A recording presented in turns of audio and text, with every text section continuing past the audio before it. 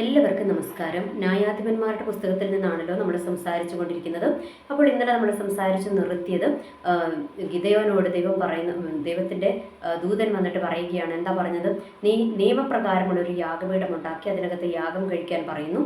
അതിനോട് ചേർന്ന് നമ്മൾക്ക് കിട്ടിയ ഒരു ആലോചന എന്ന് പറയുന്നത് 1 രാജാക്കന്മാരുടെ പുസ്തകത്തിനകത്തല്ലേ, ഏലിയാവ് എന്താണ്, നിയമപ്രകാരമുള്ളൊരു യാഗം ദൈവത്തിന് കഴിച്ച് ദൈവത്തിൻ്റെ സന്നിധിയിൽ മുട്ടുമടക്കി പ്രാർത്ഥിച്ചു കഴിഞ്ഞപ്പോൾ എന്താണ്, വലിയ വൻമഴ അല്ലേ, അതുവരെയുള്ള 3.5 വർഷക്കാലത്തെ വരൾച്ച മാറ്റി വലിയ വൻമഴ ദൈവം പെയ്യിച്ചതുപോലെ ചിലരുടെയൊക്കെ നമ്മളുടെയൊക്കെ ജീവിതത്തിലും ദൈവം എന്താണ്, ചില വരൾച്ചകളുടെ അനുഭവങ്ങളെ മാറ്റി ആരാധന വെളിപ്പെടുമ്പോൾ ചില വൻമഴകളെ പെയ്യിച്ച് ചില പുതുനാമ്പുകളെ ദൈവം കിളിർപ്പിക്കുവാനായിട്ട് ഇടയാകുമെന്നാണ് ഇന്നലെ നമ്മൾ സംസാരിച്ച് നിർത്തിയത്. ഓക്കെ, ഇന്ന് നമ്മൾ വന്നു കഴിയുമ്പോൾ 13-ാം അധ്യായത്തിനകത്തോട്ട് വന്നു കഴിയുമ്പോൾ നമ്മൾക്കിവിടെ കാണുവാനായിട്ട് കഴിയും ഷിംഷോൻ, സാംസൺ എന്ന് പറയുന്ന ഒരു ന്യായാധിപനെ നമ്മൾക്കിവിടെ കാണുവാനായിട്ട് കഴിയും. അപ്പോൾ ഈ ന്യായാധിപനെ സംബന്ധിച്ചിടത്തോളം അവർക്ക് അവൻ്റെ അപ്പനും അമ്മയ്ക്കും മനോഹ എന്ന് പറയുന്ന ഒരു മനുഷ്യനാണ് ഇദ്ദേഹത്തിൻ്റെ അപ്പൻ. ഓക്കെ, ആ അപ്പനും അമ്മയ്ക്കും അവർക്ക് എന്താണ്, കുട്ടികളില്ലാതിരിക്കുകയായിരുന്നു. അപ്പോൾ ആ സ്ത്രീക്ക് എന്താണ്, അതായത് ഈ ഷിംഷോൻ്റെ അമ്മ, അവർക്ക് ദൈവത്തിൻ്റെ ഒരു അരുളപ്പാടുണ്ടാകുകയും ദൈവത്തിൻ്റെ ദൂതൻ അവർക്ക് പ്രത്യക്ഷപ്പെടുകയും അവരോട് പറഞ്ഞു, നിങ്ങൾക്ക് ഇങ്ങനെ ഒരു കുഞ്ഞിനെയൊക്കെ തരാൻ പോവുകയാണ്, പക്ഷേ ആ കുഞ്ഞെന്തായിരിക്കണം, അവൻ നാസീർ വ്രതക്കാരനായിരിക്കണം എന്ന് പറഞ്ഞു. എന്ന് വെച്ചാൽ അവൻ്റെ തലമുടി ക്ഷൗരം ചെയ്യരുത് എന്ന് പറഞ്ഞിട്ടുണ്ടായിരുന്നു. അതുകൂടാതെ ഇവളുടെ ഉദരത്തിൽ ആ കുഞ്ഞ് ഉരുവാകുമ്പോൾ തന്നെ എന്താണ്, ഈ സ്ത്രീയും കുറച്ച് കാര്യങ്ങളൊക്കെ ചെയ്യേണ്ടതായിട്ടുണ്ട്. ചിലതൊക്കെ വർജിക്കണം. എന്ന് വെച്ചാൽ മുന്തിരിയുടെ ഫലങ്ങളൊന്നും കഴിക്കരുത്, അതിൻ്റെ മുന്തിരി ചാറ് കഴിക്കരുത്, എന്ന് വെച്ചാൽ വീഞ്ഞ് അങ്ങനെയുള്ളതൊന്നും കഴിക്കരുത്, അതിൻ്റെ മുന്തിരി പോലും കഴിക്കരുത് എന്നുള്ള കാര്യങ്ങളൊക്കെ ആ സ്ത്രീയോട് പറഞ്ഞു അല്ലേ. അതിനുശേഷം നമ്മൾക്കറിയാം അവർക്ക് ഷിംഷോൻ അല്ലെങ്കിൽ സാംസൺ എന്ന് പറയുന്ന മകനുണ്ടാകുന്നു അല്ലേ. അപ്പോൾ ഇവൻ വളർന്നു കഴിഞ്ഞപ്പോൾ എന്താണ്, ഇവനെ നാസീർ വ്രതക്കാരനായിട്ട് തന്നെ ഇവനെ വളർത്തിക്കൊണ്ടുവന്ന് ദൈവം പറഞ്ഞ അരുളപ്പാടുകളുടെ പ്രകാരം തന്നെ ഇവനെ വളർത്തിക്കൊണ്ട് വന്നതിന് ശേഷം ഇവൻ എന്താ ചെയ്തതെന്നറിയുമ്പോൾ, ഇവൻ ഒരു ഫെലിസ്ത്യ കന്യകയെ കണ്ടു. അപ്പോൾ ഈ ഫെലിസ്ത്യ കന്യകയെ കണ്ട് അവളെ വിവാഹം കഴിക്കണമെന്ന് വീട്ടുകാരെ അറിയിച്ചപ്പോൾ വീട്ടുകാർ പറഞ്ഞു, നിന്റെ സമുദായത്തിൽപ്പെട്ടതല്ലല്ലോ എന്നൊക്കെ പറഞ്ഞു. പക്ഷേ അത് ദൈവത്തിൻ്റെ ഹിതമായിരുന്നു. എന്ന് വെച്ചാൽ ഫെലിസ്ത്യരെ നിഗ്രഹിക്കുക. അതുവരെ ഇസ്രായേൽ ആ ഒരു കാലഘട്ടത്തിൽ ഇസ്രായേലിനെ അടിമകളാക്കി വെച്ചുകൊണ്ടിരുന്നത് ഫെലിസ്ത്യരായിരുന്നു. അപ്പോൾ ഈ ഫെലിസ്ത്യരെ നിഗ്രഹിക്കുവാൻ ദൈവം തിരഞ്ഞെടുത്ത ആളായിരുന്നു ആര്, ഈ ഷിംഷോൻ. അപ്പോൾ ഈ ഷിംഷോന്റെ കരത്തിലേക്ക് ഫെലിസ്ത്യരെ ഏൽപ്പിച്ചു കൊടുക്കുവാൻ വേണ്ടിയിട്ട് ദൈവം ഒരുക്കിയ ഒരു വിവാഹമായിരുന്നു അത്. ഓക്കെ, എനിവേ എന്തായാലും വിവാഹം നടന്നു കഴിഞ്ഞപ്പോഴത്തേക്കും ഈ പുള്ളിയുടെ ജീവിതത്തിൽ സംഭവിക്കരുതാത്ത ഒരു കാര്യം സംഭവിച്ചു. എന്ന് വെച്ചാൽ ഇവന് ഒരു വ്രതം അനുഷ്ഠിച്ചു അല്ലേ. ഇപ്പോൾ ഇസ്രായേൽക്കാർക്ക് അറിയാം, അവർക്കൊരു വ്രതമുണ്ട്. ശവം അങ്ങനെയുള്ളതിനെ ഒന്നും തൊടുകയോ ഒക്കെ ചെയ്തിട്ടുണ്ടെങ്കിൽ ഇവർ അതിനകത്തും എന്ത് ചെയ്യണം, ഇവർ പാളയത്തിൽ നിന്ന് മാറിയിരിക്കണം, ഇത്ര ദിവസം അതിൻ്റെ എന്താ പറയുക വർജനം ആചരിക്കണം എന്നുള്ള കാര്യങ്ങളൊക്കെ ഉണ്ടായിരുന്നു. ഒത്തിരി കാര്യങ്ങൾ ദൈവം പറഞ്ഞു കൊടുത്തിട്ടുണ്ടായിരുന്നു. ഇവിടെ എന്താണ്, ഈ ഷിംഷോന് എതിരായിട്ട് ആര് വന്നു, ഒരു സിംഹം വന്നു കഴിഞ്ഞപ്പോൾ ഈ ഷിംഷോനിൽ ദൈവത്തിൻ്റെ ആത്മാവ് വരികയും ആ സിംഹത്തെ എന്താണ് കൊന്നുകളയുകയും ചെയ്തു. പക്ഷേ കൊന്നുകളഞ്ഞതിന് ശേഷം എന്താ സംഭവിച്ചതെന്ന് വെച്ചാൽ ഇവൻ അതിനെ അവിടെ ഇട്ടിട്ട് പോന്നു അല്ലേ. അതിന് ശവത്തിന്മേലെ തേനീച്ച കൂട് കൂട്ടുകയും അതെടുത്തിട്ട് ഇവൻ ഭക്ഷിക്കുകയും ചെയ്തു, അപ്പനും അമ്മയ്ക്കും കൊടുക്കുകയും ചെയ്തു. അപ്പോൾ തന്നെ എന്ത് സംഭവിച്ചു, ഇവൻ്റെ വ്രതം അവിടെ തെറ്റുവാനായിട്ട് ഇടയായി എന്നുള്ളൊരു യാഥാർത്ഥ്യം നമ്മൾ തിരിച്ചറിയണം. ഒരു വ്രതം അവിടെ തെറ്റി. എന്ന് വെച്ചാൽ ഇവനെ ദൈവത്തിന് വേണ്ടി മാറ്റി നിർത്തുമ്പോൾ ഇവനോട് ഒത്തിരി കാര്യങ്ങൾ പറഞ്ഞിട്ടുണ്ടായിരുന്നു. അതുകൂടാതെ ഇസ്രായേൽക്കാർക്ക് കൊടുത്തിരിക്കുന്ന ചട്ടങ്ങളൊക്കെ ഓൾറെഡി ഇവൻ പാലിക്കണം. അതുകൂടാതെയുള്ള എക്സ്ട്രാ ഉള്ള വ്രതങ്ങളും കൂടെ ഇവർ പറഞ്ഞു കൊടുത്തിട്ടുണ്ടായിരുന്നു അല്ലേ. അപ്പോൾ ഈ ഒരു കാര്യത്തിൽ അവനവിടെ വീഴ്ച വന്നു കഴിഞ്ഞപ്പോൾ എന്താ സംഭവിച്ചെന്നറിയാമോ, ഇവൻ്റെ ഭാര്യയായിരിക്കുന്ന സ്ത്രീ ഇവനെ ചതിച്ചു അല്ലെ. നമ്മൾക്കറിയാം ഇവനോടൊരു കടങ്കഥയൊക്കെ ഇവൻ അവരോട് പറയുകയും ഫെലിസ്ത്യരോട് പറയുകയും അപ്പോൾ അവരെ അതിനകത്ത് കൊടുക്കുകയും ഒക്കെ ഇവൻ ചെയ്യാൻ തീരുമാനിച്ചിരുന്നു. പക്ഷേ ഈ സ്ത്രീ ഇവൻ്റെ അടുത്ത് വന്ന് എന്താ പറയുക, സ്ത്രീയെ, അതായത് ഇവൻ്റെ ഭാര്യയായിരിക്കുന്ന സ്ത്രീയെ ഫെലിസ്ത്യർ വന്നിട്ട് അസഹ്യപ്പെടുത്തുകയും അവരെന്താണ് ആ സ്ത്രീ മുഖാന്തരം ഇവൻ്റെ അടുത്ത് നിന്ന് അതിൻ്റെ രഹസ്യം ചോർത്തി, എന്ന് വെച്ചാൽ ചതി, പച്ച മലയാളത്തിൽ ചതിക്കുകയും ചെയ്തു. ഓക്കെ, അങ്ങനെ ഇവൻ എന്താണ് ആ ഒരു കടങ്കഥയിൽ അവർ ഫെലിസ്ത്യർ ജയിക്കുവാനായിട്ടിടയായി. പിന്നെ അതിനുശേഷം നടന്ന കാര്യങ്ങളൊക്കെ നമ്മൾക്കറിയാം. അപ്പോൾ ഞാൻ പറഞ്ഞു വരുന്നത്, ആദ്യം തന്നെ ഒരു സ്ത്രീയാൽ എന്താ സംഭവിച്ചതും, സ്ത്രീയാലല്ല, ഇവൻ ചെയ്യരുതെന്ന് പറഞ്ഞ് ഇവൻ്റെ വ്രതം തെറ്റിക്കഴിഞ്ഞപ്പോൾ ഇവന് ഭാര്യയായി കൊടുത്ത സ്ത്രീ പോലും ഇവനെ ചതിക്കുവാനായിട്ടിടയായി. അങ്ങനെ ഫെലിസ്ത്യരുടെ മുൻപിൽ ഇവൻ്റെ ആദ്യത്തെ തോറ്റു എന്ന് പറഞ്ഞാൽ ആ കടങ്കഥയുടെ വിഷയത്തിൽ ഇവൻ തോറ്റു. അത് ഇവൻ കൊടുക്കുകയല്ല ചെയ്ത്, അവരിൽ നിന്ന് തന്നെ അതിൻ്റെ കടങ്കഥയുടെ ഈട് അവൻ കൊടുക്കുകയാണ് ചെയ്തത്, കൊടുത്തു വീട്ടുകയാണ് ചെയ്തത്. പക്ഷേ എന്നാലും നമ്മൾക്കറിയാം അവിടെ അവൻ്റെ തോൽവി സമ്മതിച്ചു കഴിഞ്ഞു, അല്ലെ? ഒരു തോൽവി അവിടെ അവന് വന്നു, ആദ്യത്തെ തോൽവി. അത് കഴിഞ്ഞിട്ട് എന്താണ്, പിന്നെ ആ ഭാര്യനെ തന്നെ അവന് നഷ്ടമായി. ഭാര്യയ്ക്ക് എന്താ പറയുക, ഭാര്യ ഇവനെ ചതിച്ചു എന്ന് കണ്ടപ്പോൾ ഇവന് ഇവന് ഒത്തിരി കോപം വന്നു. അപ്പോൾ ഇവൻ തിരിച്ച് നാട്ടിൽ പോയി. പിന്നെ കോപമൊക്കെ ജ്വലിച്ച് കഴിഞ്ഞപ്പോഴത്തേക്കും ഇവൻ തിരിച്ച് ഭാര്യയെ തേടി വന്നു, അല്ലേ? ഇന്ന് പല കുടുംബങ്ങളിലും അങ്ങനെ ഭാര്യയുമായിട്ട് പിണങ്ങും, എന്നിട്ട് രണ്ടുപേരും മാറി താമസിക്കും. പിന്നെ തിരിച്ചൊന്നും കൂടി ഒന്ന് ഈ റീജോയിന് വേണ്ടി ചെയ്ത് കഴിയുമ്പോൾ ചിലപ്പോൾ ഭാര്യയുടെ വഴിക്ക് പോയിട്ടുണ്ടാകും, ഭർത്താവിൻ്റെ വഴിക്ക് പോയിട്ടുണ്ടാകും. നമ്മൾക്കറിയാം തമിഴ് നാട്ടിൽ ഇപ്പോൾ ഒരു വലിയ സംഭവം നടന്നുകൊണ്ടിരിക്കുകയല്ലേ. ഒരു നടൻ, ഒരു എന്താ പറയുക, വിജയ് എന്ന് പറയുന്ന ഒരു നടനും ഒരു നടി തൃഷ എന്ന് പറയുന്ന ഒരു നടിയും.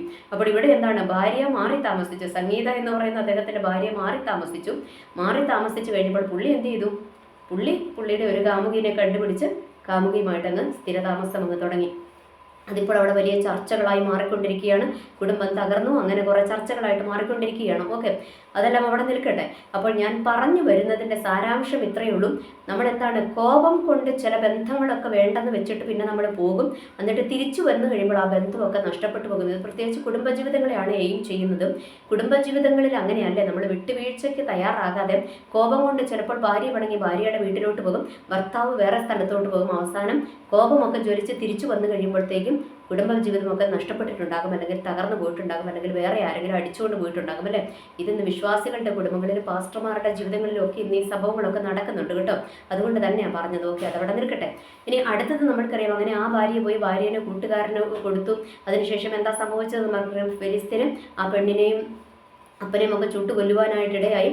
അതിനുശേഷം സംഭവിച്ച കാര്യം എന്താണ്, ശിംശോൻ വീണ്ടും പോയിട്ട് ഗസയിൽ ചെന്നിട്ട് അവിടെ ഒരു വേശ്യ സ്ത്രീയുമായിട്ട് വീണ്ടും അവൻ കൂട്ടുകൂടി, അല്ലേ? കൂട്ടുകൂടി കഴിഞ്ഞിട്ട് ആ സ്ത്രീയുമായിട്ട് താമസിച്ചു. പക്ഷേ അവൾ ഭാര്യയായിട്ട്, ഇത് ദൈവത്തിൻ്റെ ഇഷ്ടപ്രകാരമായിരുന്നു. എന്ന് വെച്ചാൽ ഫെലിസ്ത്യരെ ഇവൻ്റെ കരത്തിൽ ഏൽപ്പിച്ചു കൊടുക്കുവാൻ വേണ്ടിയിട്ട് ദൈവമായിരുന്നു ആദ്യത്തെ ഒരു സ്ത്രീയുമായിട്ടുള്ള വിവാഹം നടത്തിയത്. അതൊരു വിവാഹം തന്നെയായിരുന്നു, ഫെലിസ്ത്യ കന്യകയായിരുന്നു, വിവാഹമായിരുന്നു, അല്ലേ? അവളെന്ന് വെച്ചാൽ അവളുടെ ആദ്യ വിവാഹമായിരുന്നു. അങ്ങനെ അത് ദൈവമാണ് അതിന് നടത്തി കൊടുത്തത്. പക്ഷേ ഇവന് വ്രതം തെറ്റിച്ചു കഴിഞ്ഞപ്പോഴാണ് അവിടെ ആ വിഷയങ്ങൾ ഉണ്ടാകുകയും ആ ഭാര്യനെ നഷ്ടപ്പെടുവാനൊക്കെ ഇടയായത് എന്ന് നമ്മൾക്ക് മനസ്സിലായി. ഓക്കെ, ഇനി ഇവിടെ രണ്ടാമത് ഇവൻ്റെ ഇഷ്ടപ്രകാരം തന്നെ പോയിട്ടൊരു വേശ്യയായിട്ടുള്ളൊരു സ്ത്രീയുമായിട്ട് കൂട്ടുകൂടി കഴിഞ്ഞപ്പോൾ നമ്മൾക്കറിയാം അവസാനം അവനെ പല പ്രാവശ്യം അവൾ ചതിച്ചിട്ട് പോലും അവളിൽ നിന്ന് രക്ഷപ്പെടുവാൻ ആർക്ക് കഴിഞ്ഞില്ല? ഈ ശിംശോന് കഴിഞ്ഞില്ല, അല്ലേ? സാംസണ് കഴിഞ്ഞില്ല.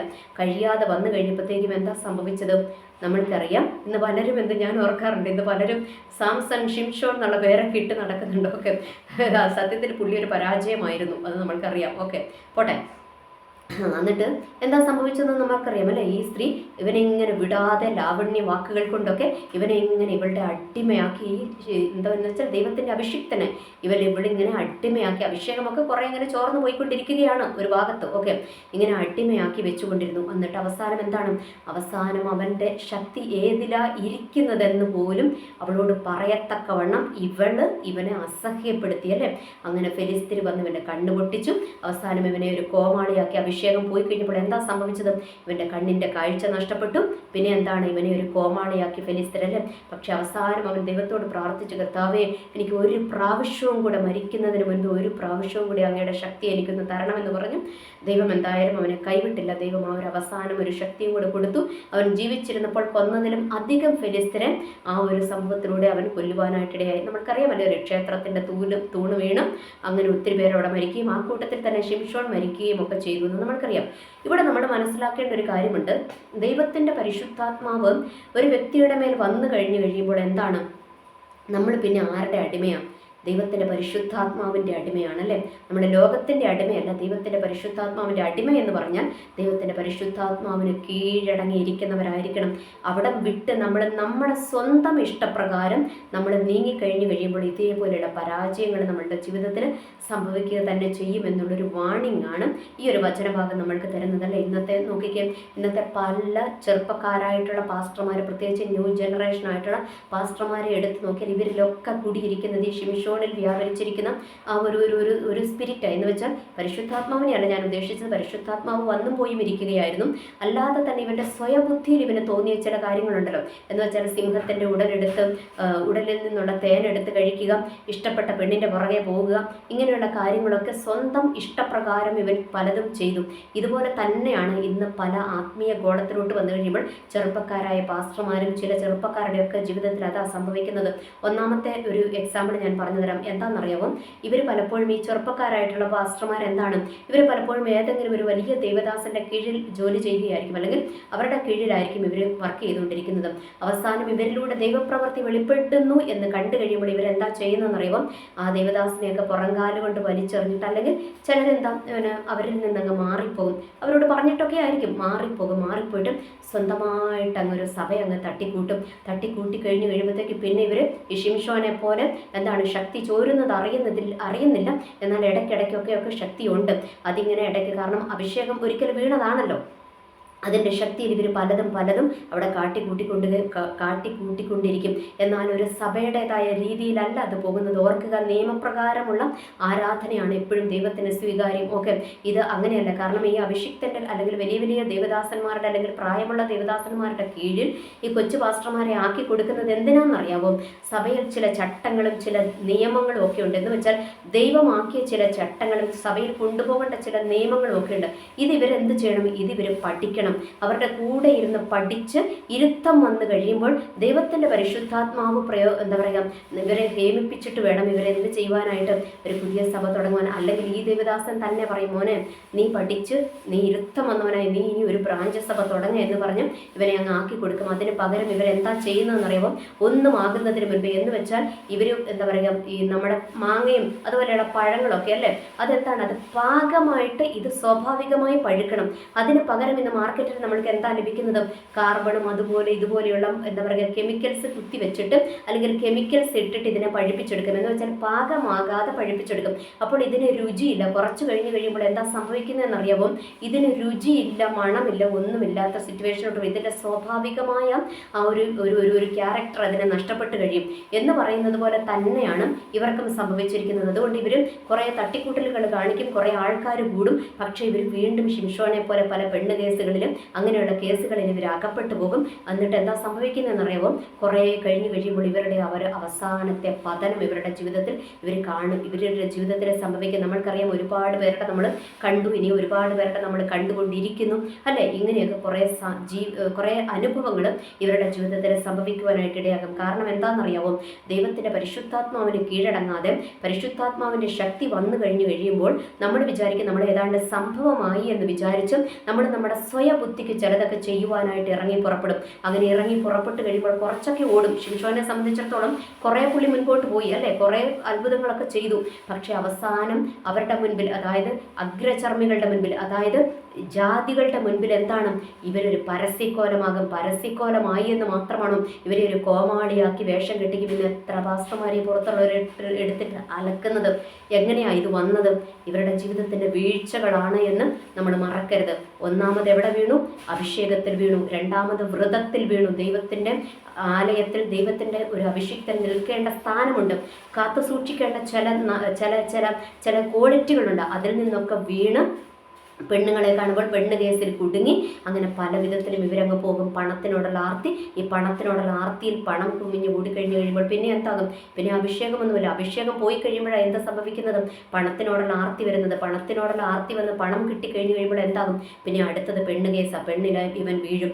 അതിലൂടെ ഇവൻ്റെ വീഴ്ച പൂർണ്ണമാകും. ഇത് പാസ്റ്റർമാർക്ക് മാത്രമല്ല, വിശ്വാസികളുടെ ജീവിതത്തിലും ഇങ്ങനെ തന്നെയാണ് കേട്ടോ. കുറേ അഭിഷേകത്തിൽ നിൽക്കും. ചില വർഷിപ്പ് ലീഡേഴ്സിനെ എടുത്ത് നോക്കിയാൽ അറിയാം, വർഷിപ്പുകാരെ എടുത്ത് നോക്കിയാൽ അറിയാം, ഇവരെ അതിശക്തമായി ദൈവം ആദ്യം ഉപയോഗിക്കും. പിന്നെ എന്താണ്? സ്വരമാധുര്യം ഉള്ളത് കൊണ്ട് ഇവർ തന്നെ അങ്ങ് ഒരു വലിയ ആൾക്കാരായിട്ടങ്ങ് രൂപാന്തരപ്പെടുന്ന അവസാനം ഇവന്മാരൊക്കെ ഇതിനകത്താണ് വീഴുന്നത്. പെണ്ണ് കേസിൽ വീണു പോകും. അങ്ങനത്തെ ഒത്തിരി സിറ്റുവേഷനുണ്ട്. കാരണം നമ്മുടെ ദൈവമക്കളാണെങ്കിലും അഭിഷിക്തന്മാരാണെങ്കിലും എന്താണ്, നമ്മൾ നിൽക്കേണ്ട ഒരു സ്റ്റാൻഡ് ഉണ്ട്. എന്ന് വെച്ചാൽ ദൈവത്തിൻ്റെ വചനപ്രകാരം ഓടിയില്ല എങ്കിൽ എന്ത് സംഭവിക്കും? ട്രാക്ക് തെറ്റിച്ച് ഓടിക്കഴിഞ്ഞാൽ നമ്മൾ വീണുപോകും, നമ്മൾ ഫൗളായി പോകും എന്നുള്ളൊരു യാഥാർത്ഥ്യം തിരിച്ചറിയുക. അതുകൊണ്ട് വിശ്വാസികളാണെങ്കിലും അല്ലാത്ത നേതൃത്വത്തിലിരിക്കുന്നവരാണെങ്കിലും ദൈവത്തിൻ്റെ വചനത്തിൻ്റെ ആ ഒരു ക്രമപ്രകാരം അല്ലാതെ ഓടിക്കഴിഞ്ഞു കഴിഞ്ഞാൽ എന്താണ്? വീഴുക തന്നെ ചെയ്യും. മറ്റുള്ളവരുടെ മുൻപിൽ നമ്മളൊരു കോമാളിയായി തീരുക തന്നെ ചെയ്യുമെന്നുള്ളൊരു യാഥാർത്ഥ്യം തിരിച്ചറിയുക. അതുകൊണ്ട് ഇനിയെങ്കിലും നമ്മൾ എന്ത് ചെയ്യണം? ദൈവത്തിൻ്റെ വചനപ്രകാരം ജീവിക്കുവാൻ നമ്മൾ ശ്രമിക്കുക. അത് ഷിംഷോനെ പോലെ അല്ലെങ്കിൽ സാംസണെ പോലെ വീണു പോകാതെ, ഒരു കോമാളിയായി തീരാതെ ദൈവത്തിൻ്റെ മുൻപിൽ നമ്മൾ ജയോത്സവമായിട്ട് അല്ലെങ്കിൽ ജയാളികളായി തീരണമെങ്കിൽ ദൈവത്തിൻ്റെ വചനപ്രകാരമുള്ളൊരു ജീവിതമായിരിക്കണം നമ്മൾക്ക് മുൻപോട്ട് പോകേണ്ടത്. പലരും പലതും പറയും. ഇനി ഇങ്ങനെയുള്ള ആൾക്കാരെയൊക്കെ എടുത്ത് നോക്കി വീണവൻ എന്താണ്? അവൻ വീണ ചരിത്രം പറഞ്ഞുകൊണ്ടിരിക്കും. ഇന്ന് അങ്ങനെയല്ലേ? ഇന്ന് ന്യൂ ജനറേഷൻ ആയിട്ടുള്ള ചെറുപ്പക്കാരായിട്ടുള്ള പിള്ളേരുടെ അടുത്തോട്ട് നമ്മൾ ഒത്തിരി വിശുദ്ധി പറഞ്ഞുകൊണ്ട് ചെന്നാൽ അവർ മടൽ വെട്ടി ഓടിക്കും. എന്ന് വെച്ചാൽ അവർക്കത് അംഗീകരിക്കുവാനായിട്ട് പറ്റത്തില്ല. കാരണം അവർക്ക് എന്താണ്? അവർക്ക് താല്പര്യം ഒന്നും ചെയ്താലും കുഴപ്പമില്ലെന്നേ. ഒന്ന് ക്ഷമ ചോദിച്ചാൽ ദൈവം എല്ലാം ക്ഷമിക്കും, അല്ലേ? ഇന്ന് വിശ്വാസ ഗോളത്തിൽ കടന്നുകൂടിയിരിക്കുന്ന ഒരു വലിയ വല്ലാത്ത പഠിപ്പീരാണ്. ആക്ച്വലി എന്താണ്? അങ്ങനെയാണോ? അല്ല. നിങ്ങളുടെ അറിവില്ലായ്മയുടെ കാലത്തെ പാപങ്ങളെ ദൈവം ക്ഷമിക്കും. നീ അറിഞ്ഞുകൊണ്ട് ചെയ്യുന്ന പാപങ്ങൾക്ക് പാപക്ഷമ കിട്ടണമെങ്കിൽ അത് ദൈവത്തിൻ്റെ കരുണയിൽ ആശ്രയിച്ച് മാത്രമേ ഇരിക്കത്തുള്ളൂ.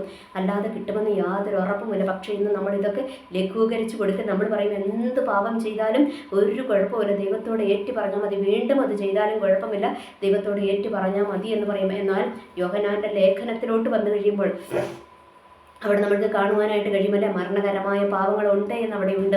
അപ്പോൾ ഇതൊക്കെ നമ്മൾക്ക് എന്താണ്? നമ്മൾക്കൊരു നമ്മളുടെ മുൻപിൽ ദൈവം ചില മുന്നറിയിപ്പുകൾ നമ്മൾക്ക് തരികയാണ്. ഈ മുന്നറിയിപ്പുകളെ സ്വീകരിച്ചും നമ്മൾ മുൻപോട്ട് പോകുവാൻ തയ്യാറായി കഴിഞ്ഞാൽ എന്താണെന്നറിയാമോ? നമ്മളുടെ വിശ്വാസ ജീവിതം പരാജയമാകത്തില്ല. വിശ്വാസ ജീവിതം ജയകരമായി അവസാനിപ്പിക്കുവാൻ ദൈവം നമ്മൾക്ക് കൃപ തരുമെന്നുള്ളൊരു യാഥാർത്ഥ്യം നമ്മൾ തിരിച്ചറിയുക. ഇനി അടുത്തത് 19-ാമത്തെ അധ്യായത്തിനകത്തോട്ട് വന്നു കഴിയുമ്പോൾ ഇവിടെ വേറൊരു സംഭവം നമുക്ക് കാണുവാനായിട്ട് കഴിയും. അവിടെ ഒരു ലേവ്യൻ എന്താ ചെയ്ത്? ലേവ്യൻ ഒരു വെപ്പാട്ടിയെ എടുത്തു. എന്നിട്ട് ഈ വെപ്പാട്ടിയെ കൊണ്ട് ഒരു സ്ഥലത്ത് താമസിക്കുവാൻ ചെന്നത് എവിടെയാണ്? ബെന്യാമിൻകാർ താമസിക്കുന്ന, ബെന്യാമിൻ ഗോത്രക്കാർ താമസിക്കുന്ന അവിടെയാണ് ചെന്നതും. അവിടെ ചെന്ന് കഴിഞ്ഞപ്പോൾ അവർ അതിലും വലിയ അധപതനത്തിൽ കിടക്കുക.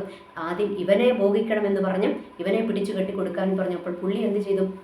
ഈ ഭാര്യനെ, അതായത് വെപ്പാട്ടിയായ സ്ത്രീയെ അവർക്കങ്ങ് വിട്ടുകൊടുത്തു. അവരെന്താ ചെയ്തത്? അവർ ആ സ്ത്രീയെ ദുരുപയോഗം ചെയ്തിട്ട് എന്താ ചെയ്തത്? അവസാനം അവൾ മരിച്ചു പോകുവാനായിട്ടിടയായി, അല്ലേ? അവസാനം ഇസ്രായേൽ ഗോത്രത്തിലുള്ള ബാക്കി 11 ഗോത്രങ്ങളും ഈ ബെന്യാമിൻ ഗോത്രത്തിൽ അവരുമായിട്ട് യുദ്ധത്തിന് പോവുകയും അവിടെ ഭയങ്കരമായ ഒരു യുദ്ധം, തോൽവി, ബെന്യാമിൻ ഗോത്രക്കാർക്ക് വലിയൊരു തോൽവി സംഭവിക്കുകയും ഒക്കെ ചെയ്തു, അല്ലേ? എന്നിട്ട് ബാക്കി 11 ഗോത്രങ്ങൾ എന്താ എടുത്തത്? അവർ ഞങ്ങളുടെ പുത്രി അല്ലെങ്കിൽ ഞങ്ങളുടെ കൂട്ടത്തിൽപ്പെട്ട ആരെയും അവർക്ക് ഭാര്യമാരായി കൊടുക്കത്തില്ല എന്ന് പറഞ്ഞ് ഒരു ഗോത്രത്തെ അവരുടെ ഇടയിൽ നിന്ന് പോലും മാറ്റിക്കളയത്തക്കവണ്ണമുള്ളൊരു പ്രശ്നം അവരുടെ ഇടയിലുണ്ടായെന്ന് വെച്ചാൽ ഒരു ആഭ്യന്തര യുദ്ധം അവരുടെ ഇടയിൽ ഉണ്ടാക്കുവാനായിട്ടിടയായി. അവിടെയും കാരണം ആരായിരുന്നു? ഒരു സ്ത്രീ ആയിരുന്നു കാരണം, അല്ലേ? നമ്മൾക്കറിയാം അവിടെയും ഒരു സ്ത്രീ മുഖാന്തരം, സ്ത്രീ വിഷയത്തിലാണ് ഇവർ വീണുപോയത്. ഇവിടെയെല്ലാം നമ്മൾക്ക് കാണാമല്ലേ? ഷിംഷോന്റെ ജീവിതത്തിൽ അവൻ വീണുപോയതും സ്ത്രീ വിഷയത്തിലാണ്. ഇവിടെയും അതുപോലെ തന്നെ ബെന്യാമിൻ ഗോത്രം തന്നെ തകർന്നു പോകുവാൻ കാരണമായത് എന്താണ്? അവിടെയും ഒരു സ്ത്രീ ആയിരുന്നു, അല്ലെ? അവിടെ സ്ത്രീയുടെ അടുത്തോട്ട് ഇവർ ചെന്നതാം. ഇവിടെ സ്ത്രീ അവനെ വീഴിച്ചു കളഞ്ഞു. അപ്പോൾ ഓർക്കുക, ഇതെല്ലാം നമ്മൾക്ക് തരുന്ന പാഠങ്ങൾ എന്താണെന്ന് അറിയാവോ? വശീകരണ സ്പിരിറ്റുകൾ, നമ്മൾക്കെതിരെ വരുന്ന ചില വശീകരണത്തിൻ്റെ സ്പിരിറ്റുകളുണ്ട്. അത് സ്ത്രീയുടെ രൂപത്തിലാകാം, പുരുഷന്റെ രൂപത്തിലാകാം, ലാവണ്യവാക്കുകളുടെ രൂപത്തിലാകാം. ശിംശോനെ വീഴ്ത്തിക്കളഞ്ഞത് അങ്ങനെയല്ലേ? ദലീല എന്ന് പറയുന്ന വേശ്യയായ സ്ത്രീ അവനെ വീഴ്ത്തിക്കളഞ്ഞത് അങ്ങനെ അവളുടെ ലാവണ്യവാക്കുകൾ കൊണ്ട് അവനെ അസഹ്യപ്പെടുത്തി അവനെന്താണ്? അവൻ്റെ ശക്തി ഏതിലായിരിക്കുന്നതെന്ന് അവൻ പറഞ്ഞു കൊടുക്കേണ്ട സിറ്റുവേഷൻ വന്നു. അവൻ്റെ ഹൃദയത്തിൻ്റെ സീക്രട്ടും അവൻ്റെ അഭിഷേകത്തിൻ്റെ സീക്രട്ട് അവൻ പറഞ്ഞു കൊടുക്കേണ്ടി വന്നപ്പോൾ എന്താ സംഭവിച്ചത്? ആ രഹസ്യം അവൾ ചോർത്തി മറ്റുള്ളവർക്ക്, അല്ലെ, അവൻ്റെ എതിരാളികൾക്ക് കൊടുത്തു. അങ്ങനെ അവൻ വീണുപോയത്. ഓർക്കുക, ഈ ദിവസങ്ങളിൽ നമ്മൾ ജാഗരൂകരായിരിക്കണം. ഒന്ന്, നമ്മളെ വീഴ്ത്തിക്കളയാൻ നിൽക്കുന്ന പിശാചുണ്ട്. ഏത് വിധത്തിലാണ്? ഇതുപോലെയുള്ള വശീകരണത്തിൻ്റെ രൂപത്തിലും, അത് സ്ത്രീകൾക്കെതിരെയുമാകാം, പുരുഷന്മാർക്കെതിരെയുമാകാം, ഏത് വിധത്തിലും അല്ലെങ്കിൽ ഏതെങ്കിലുമൊക്കെ വിധത്തിൽ ചില നമ്മളുടെ സീക്രട്ടുകളെ ചോർത്തിയെടുക്കുവാൻ, ദൈവം ഏൽപ്പിച്ച ചില സീക്രട്ടുകളെ ചോർത്തിയെടുക്കുവാൻ നമ്മളുടെ പ്രാർത്ഥന ഏതൊക്കെ, അല്ലെ? ചിലർ നമ്മളോട് ചോദിക്കും, എപ്പോഴാണ് ഉപവാസം ഇരിക്കുന്നത്, എപ്പോഴാണ് പ്രാർത്ഥിക്കുന്നത് എന്നൊക്കെ ചോദിക്കും. നമ്മളെല്ലാം അങ്ങ് പറഞ്ഞു കൊടുക്കും. ഒരിക്കലും നമ്മളുടെ എല്ലാ ആത്മീയ ജീവിതത്തിന് ചില സീക്രട്ടുകൾ നമ്മൾ സീക്രട്ടായിട്ട് വെക്കണം. നമ്മൾ ഉപവസിക്കുന്നതൊന്നും എല്ലാവരോടും പറഞ്ഞുകൊണ്ട് നടക്കേണ്ട കാര്യമില്ല. എപ്പോഴാണ് ഉപവസിക്കുന്നതെന്ന് നമ്മുടെ നാട്ടുകാരെ അറിയിക്കേണ്ട കാര്യമില്ല. നമ്മളുടെ പ്രാർത്ഥന ടൈമിങ്സ്, അതായത് നമ്മുടെ പേഴ്സണൽ പ്രാർത്ഥനയുടെ ടൈമിങ്സ്, നമ്മൾ എപ്പോഴാണ് എഴുന്നേൽക്കുന്നത്, അതൊന്നും നമ്മളെല്ലാവരോടും പറഞ്ഞു കൊടുക്കേണ്ട കാര്യമില്ല. കാരണം എല്ലാവരും നമ്മൾക്ക് അനുകൂലമാകണം എന്നില്ല. നമ്മൾ വിചാരിക്കും ഒരേ ആരാധനയിൽ പങ്കെടുക്കുന്നവരല്ലേ എന്ന് വിചാരിക്കും എല്ലാവരും നമ്മൾക്ക് അനുകൂലമാകണമെന്നില്ല. അതുകൊണ്ട് നമ്മളുടെ ജീവിതത്തിൽ നമ്മൾ സീക്രട്ടായിട്ട് വെക്കേണ്ട കാര്യങ്ങൾ സീക്രട്ടായിട്ട് വെക്കുക. നമ്മൾ പറഞ്ഞു കൊടുക്കേണ്ടത് മാത്രം പറഞ്ഞു കൊടുത്താൽ മതി. അതിലപ്പുറത്തോട്ട് പോയി കഴിഞ്ഞാൽ എന്താണെന്നറിയാമോ? ഇതുപോലുള്ള ചില കെണികൾ നമ്മൾ ഒരിക്കൽ സംസാരിച്ചല്ലേ, കെണികൾ, ചിലർക്കെതിരെ വരുന്ന കെണികളും ചില കെണികളും കുരുക്കുകളും നമ്മൾക്കെതിരെ വരും. ഈ കെണി ഒരുങ്ങി വരുന്നത് ഒരിക്കലും ഡയറക്റ്റ് വരുമല്ല ചെയ്യുന്നത് കേട്ടോ. ഈ കെണിയും കുരുക്കും വരുന്നത് എപ്പോഴും ലാവണ്യ വാക്കുകളിലൂടെയാണ് വരുന്നത്. അത് സ്ത്രീയുടെ രൂപത്തിലാകാം, പുരുഷന്റെ രൂപത്തിലാകാം, അല്ലെങ്കിൽ ഏതെങ്കിലും നമ്മളുടെ ചാർച്ചക്കാരുടെ രൂപത്തിലാകാം, നമ്മളോട് ചേർന്ന് നിൽക്കുന്നവരെന്ന് വിചാരിക്കുന്ന വ്യക്തികളുടെ രൂപത്തിലാകാം. ചില ലാവണ്യ വാക്കുകൾ പറഞ്ഞുകൊണ്ടും ചില സീക്രട്ടുകൾ എന്ന് പറഞ്ഞുകൊണ്ട് അവർ പറയും ചില ഇന്നവരുടെ സീക്രട്ടാണ് കേട്ടോ, ഇന്നവരുടെ സീക്രട്ടാണ് കേട്ടോ എന്നും പറഞ്ഞുകൊണ്ടും ചിലരൊക്കെ നമ്മളെ സമീപിക്കും. അപ്പോഴൊക്കെ നമ്മളവിടെ ബുദ്ധിപൂർവ്വം തെരഞ്ഞെടുക്കുക. ദൈവമേ, ദൈവത്തിൻ്റെ പരിശുദ്ധാത്മാവ് സംസാരിക്കണമേ എന്ന് പറഞ്ഞ് ദൈവത്തിൻ്റെ പരിശുദ്ധാത്മാവിനോടും ആലോചന ചോദിച്ചിട്ടല്ലാതെ സ്റ്റെപ്പ് എടുത്ത് വെക്കരുത്. ഇത് ദൈവത്തിൻ്റെ ഒരു ദൂതാണ് കേട്ടോ. എന്ന് വെച്ചാൽ ചില ലാവണ്യ വാക്കുകളുമായിട്ടും ചിലരെ നമ്മളെ വശീകരിക്കുവാനായിട്ട് വരും. ആ വശീകരണത്തിൽ കുടുങ്ങിപ്പോകരുതും. അത് നമ്മൾക്കെതിരെ ഒരുക്കുന്ന വലിയ കെണിയാണെന്ന് തിരിച്ചറിഞ്ഞും, നമ്മുടെ കുടുംബത്തിനെതിരെ, തലമുറകൾക്കെതിരെ വരുന്ന കെണിയാണെന്ന് തിരിച്ചറിഞ്ഞും അതിനോട് നോ പറയുവാൻ, അതിനെ അകറ്റി നിർത്തുവാൻ നമ്മൾ തയ്യാറായി കഴിഞ്ഞാൽ ചില കെണികളും കുരുക്കുകളും നമ്മളെ വിട്ടുമാറുക തന്നെ ചെയ്യും. ചില കെണികളിലും കുരുക്കുകളിലും പെടുത്തി നമ്മളെ കുരുക്കുവാൻ നിൽക്കുന്ന ഈ ഒരു വശീകരണത്തിൻ്റെ സ്പിരിറ്റിനെ തകർത്ത് കളയുവാൻ ബുദ്ധിപൂർവ്വം ദൈവത്തിൻ്റെ പരിശുദ്ധാത്മാവിൽ ആശ്രയിച്ച് മുൻപോട്ട് പോകുവാൻ തയ്യാറായി കഴിഞ്ഞാൽ ജയം നമ്മൾക്ക് വേണ്ടി ഒരുക്കിയിട്ടുണ്ട്. കെണികളെയും കുരുക്കുകളെയും മാറ്റി ദൈവം ജയം നമ്മൾക്ക് ഒരുക്കിയിട്ടുണ്ട്. നമ്മൾ എന്തിന് കീഴടങ്ങണം? ദൈവത്തിന് പരിശുദ്ധാത്മാവിന് കീഴടങ്ങണം.